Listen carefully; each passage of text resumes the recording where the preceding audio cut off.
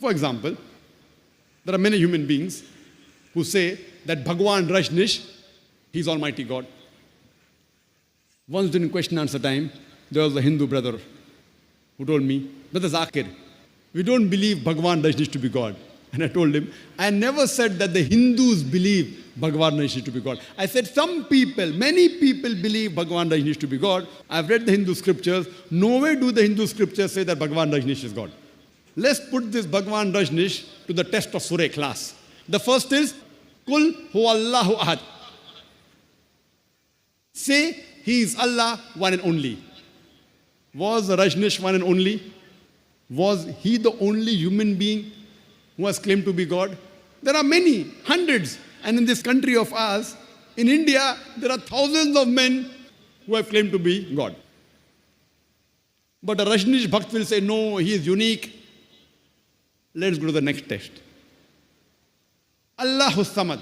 Allah, the absolute and eternal. Was Rajneesh absolute and eternal?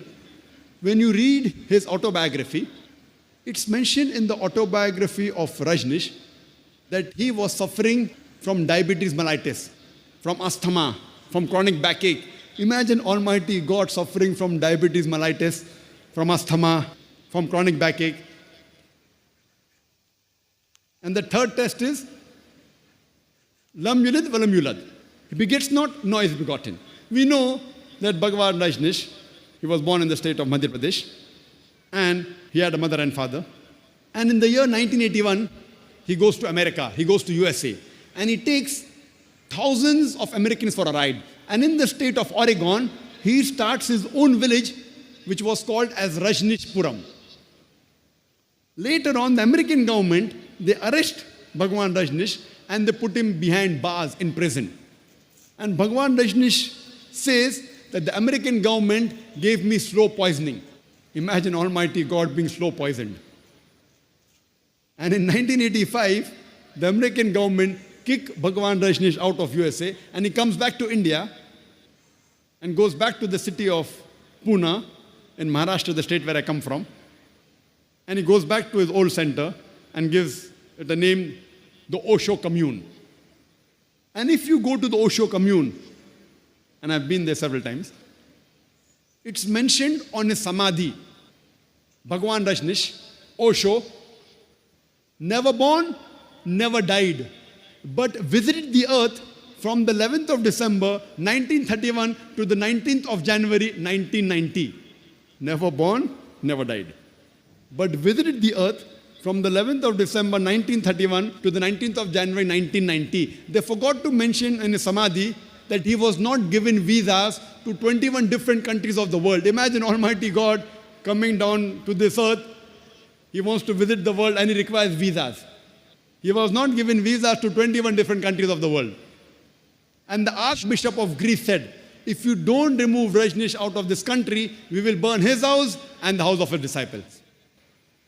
And the last test, Walam yakul lahu kuffan ahad. There's nothing like him. It's so stringent that no one besides the true Almighty God can pass. The moment you can compare God to anything in this world, he is not God. Walam yakul lahu kuffan ahad. And we know Rajneesh, like us human beings, he had 2 eyes, 1 nose, 2 hands, white beard, he wore a white robe. The moment you can compare God to anything in this world, he is not God. Walam yakul lahu kuffan ahad. There's nothing like him.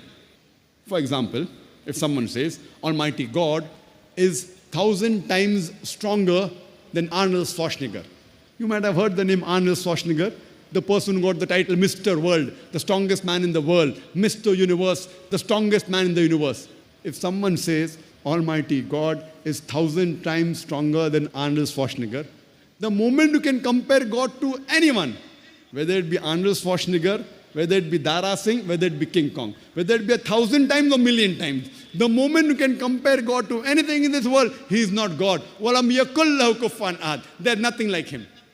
This is a 4-line definition, which is given in the Quran, in Surah Ikhlas, chapter number 112, verse number 1 to 4.